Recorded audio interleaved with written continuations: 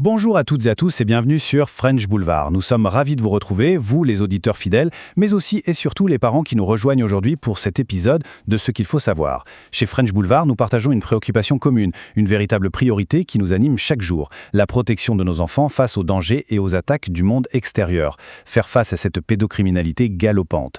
À l'heure où nos foyers sont connectés en permanence, les menaces évoluent et s'invitent parfois là où on s'y attend le moins. Aujourd'hui, nous allons décrypter ensemble ce qu'il faut savoir pour mieux comprendre, mieux prévenir et surtout mieux protéger nos plus jeunes dans cet univers numérique en constante mutation. Alors pour bien comprendre de quoi on parle, on va organiser notre discussion en 4 grandes parties. D'abord, on va poser le décor, voir à quoi ressemble ce fameux paysage des risques numériques. Ensuite, on regardera ce que l'on peut faire nous en tant que parents, c'est la boîte à outils parentale. Après ça, on verra comment les États commencent à réagir. Et pour finir, on fera un petit face-à-face entre deux approches très différentes, la loi française SERN et le projet de loi américain COSA. Allez, on commence tout de suite. Avant même de parler de solutions, il faut vraiment prendre la mesure du problème. De quoi parle-t-on exactement? Quels sont les dangers qui guettent nos enfants en ligne? Vous allez voir, la situation est sérieuse. Regardez ce chiffre, 2,3 millions. C'est le nombre de mineurs en France qui, chaque mois, se rendent sur des sites pornographiques. Ça, c'est une étude de l'Arcom qui date de 2023. C'est énorme. Ça veut dire qu'on a une exposition massive, très jeune, à des contenus qui ne sont absolument pas faits pour eux. En fait, en moyenne, 12% des visiteurs de ces sites sont des enfants. C'est une réalité qu'on ne peut plus ignorer. Mais la pornographie, ce n'est qu'un aspect du problème. L'OCDE a bien listé toute une série d'autres risques plus classiques, si on peut dire. Bien sûr, il y a le cyberharcèlement qui fait des ravages, l'exposition à des contenus ultra-violents, haineux, le fait d'être contacté par des inconnus avec toutes les dérives que ça implique. Il y a aussi le partage d'infos personnelles sans réfléchir aux conséquences, et puis bien sûr ces fameux défis viraux qui peuvent être très dangereux. Et parmi toutes ces menaces, il y en a une qui est particulièrement sournoise, le grooming, qu'on appelle aussi le pédopiégeage. Le scénario est malheureusement souvent le même. Un adulte mal intentionné crée un faux profil sur un réseau social ou une plateforme de jeu, il commence à discuter avec un enfant, il gagne sa confiance, il parle de ses passions, pour ensuite l'isoler, le manipuler, et ça à des fins sexuelles. Et là-dessus, comme si la situation n'était pas assez compliquée, vient se greffer une nouvelle technologie qui change la donne, l'intelligence artificielle générative. C'est un outil incroyable, mais entre de mauvaises mains, ça devient une arme absolument redoutable. Ce qui est glaçant, c'est ce qu'on peut en faire. Des prédateurs peuvent maintenant prendre n'importe quelle photo, une photo tout à fait innocente d'un enfant, et la transformer en contenu sexuel hyper réaliste. On appelle ça des deepfakes. Et ces montages deviennent ensuite des outils de chantage, de la sextorsion. L'impact psychologique sur une jeune victime est inimaginable. Et pour les enquêteurs, ça devient un vrai casse-tête pour remonter à la source. Bon, face à tout ça, je sais, on peut se sentir un peu impuissant, voire découragé. Mais il ne faut pas. Il y a des choses à faire, des moyens d'agir. Et c'est ce qu'on va voir maintenant. C'est la boîte à outils des parents.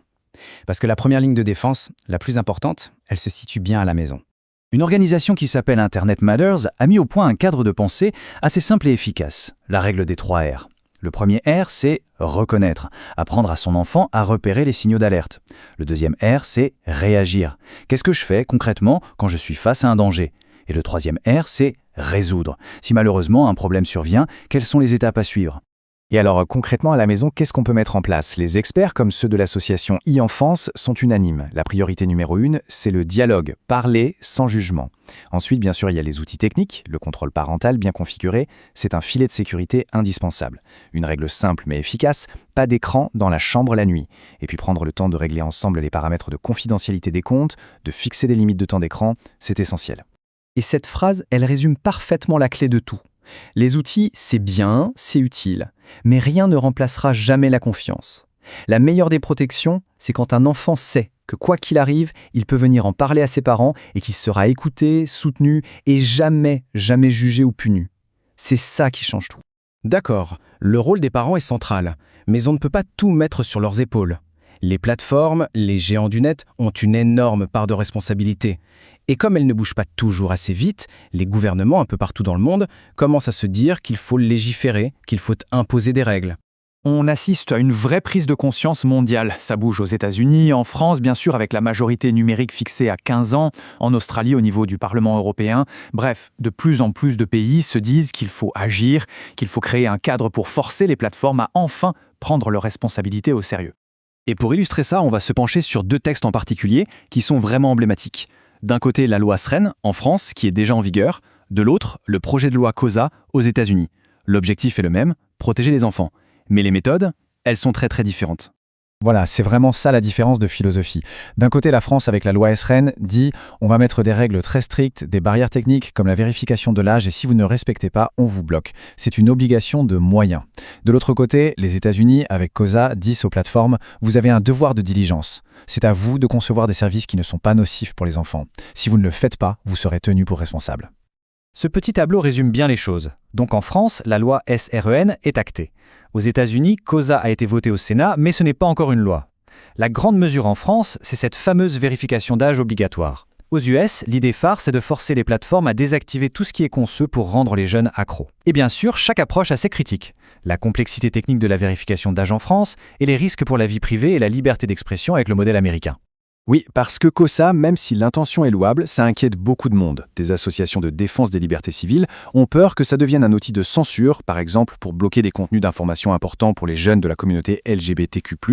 Il y a aussi toute la question de la collecte de données personnelles pour vérifier l'âge, et le risque que les plateformes, pour ne pas avoir de problème, se mettent à censurer à tour de bras même des contenus parfaitement légaux.